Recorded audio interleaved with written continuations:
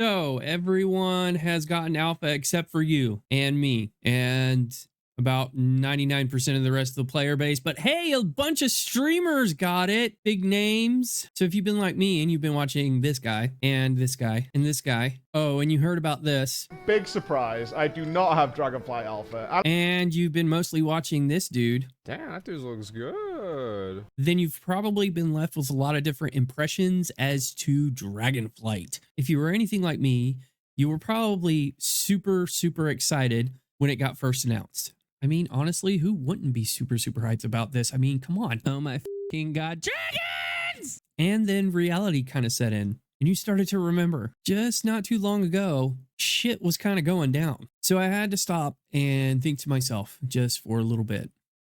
And then hopefully you started to ask yourself the same question I started to ask myself. Is this really going to be worth it? Do I really want to take the time to go through and play this game all over again? Do I want to give myself into the emotional and mental investment, which is World of Warcraft? Take a break, Richard? You realize I was in a great mood? And I played the game for 5 minutes and I'm here. I don't need a break. I need to uninstall WoW. This is a game made for anyone who's playing. Look at you, idiot!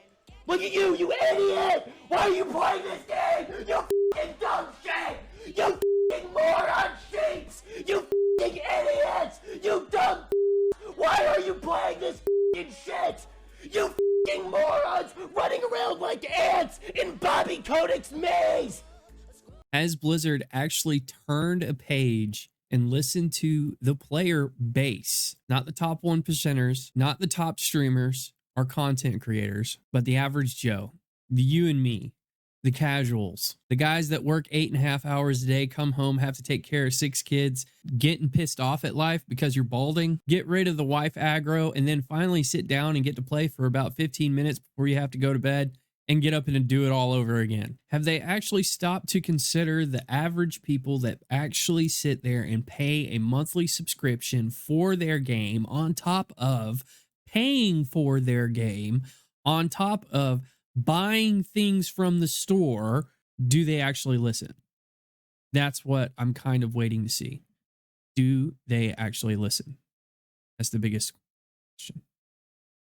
I'm initially excited to see something new, to head back to Azeroth, to get out of this otherworldly kind of BS that we've been stuck in for the past couple of expansions. Dragonflight looks really cool. Flying as a dragon looks really, really cool.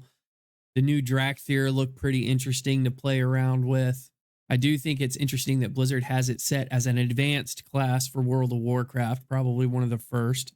The only thing that I can see that's going to be somewhat complicated coming up in the future, and that a lot of people are going to have a lot of deep dives into, a lot of guides going out, and people are going to be picking the best one and sticking with it the entire expansion, are going to be your specific class and your talents sets. That's pretty much going to be it.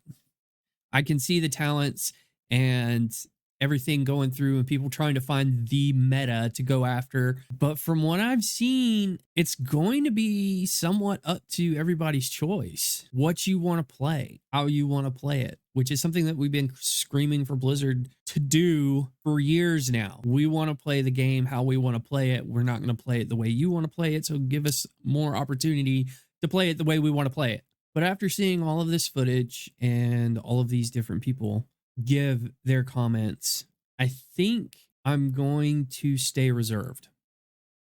And here's the reason why I'm going to stay reserved. And it's because of history.